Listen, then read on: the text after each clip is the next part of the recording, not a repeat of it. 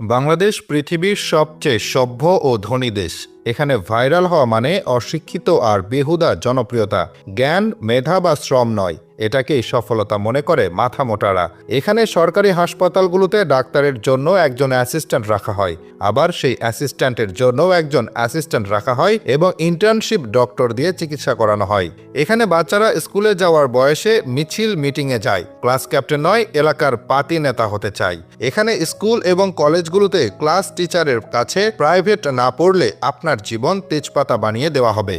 এখানে পয়সা ধার নিয়ে ভুলে যাওয়া এটা সবার অন্যতম একটি গুণ।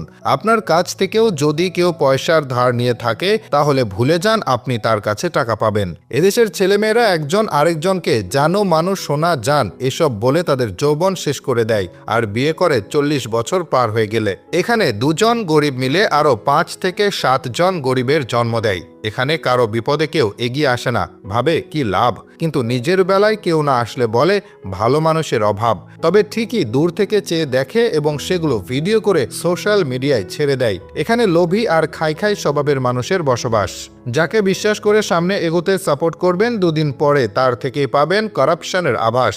এদেশে নিজের সমালোচনা বাদ দিয়ে অন্যের সমালোচনায় সবাই সারাদিন ব্যস্ত থাকে। এখানে শ্রমের যথাযথ মূল্য পাওয়া যায় না, শিক্ষিত মানুষ সম্মান পায় না। এখানে টাকা দিয়ে অসাধ্যকের সাধন করা যায় খুব সহজেই। এখানের মানুষ এক একজন নিজেকে ঈশ্বরচন্দ্র বিদ্যাসাগর মনে করে। এখানে ভিক্ষুকদের রমরমা ব্যবসা চলে। এখানে সবাই বড় হতে চায়, কেউ মানুষ হতে যায় না। এখানে মানুষের কথাই নেই সহানুভূতির গন্ধ। এখানকার মানুষ নিজে বাস থেকে নামতে চায় নিজের বাসার সামনেই, কিন্তু অন্য কেউ নামলে বলবে বাস কি ভাড়া দিয়ে কিনে ফেলেছে নাকি, বাস স্টপ ছাড়া থামবে কেন।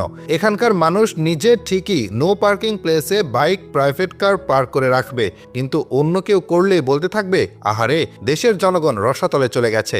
নিজের ছেলে মেয়ে দোষ করলে সেই দোষ একদমই চোখে পড়ে না, কিন্তু অন্যের ছেলে মেয়ে দোষ না করলেও তাদের নামে কিভাবে বানিয়ে বানিয়ে কথা রটাতে হয় এটা একমাত্র বাঙালি ভালো জানে। এখানকার মানুষ 100 টাকা স্কুলের বেতন দিতে চায় না, কিন্তু একই স্কুলের টিচারের কাছে তার বাচ্চা যখন প্রাইভেট পড়ে তখন 1000 টাকা বেতন দিতেও কার্পণ্য করে না। এখানে কেউ একবার পয়সাওয়ালা হলে সে সুইজারল্যান্ডে ব্যাংক অ্যাকাউন্ট খোলে এবং অবৈধভাবে দেশের টাকা নিয়ে সেখানে জমা রাখে।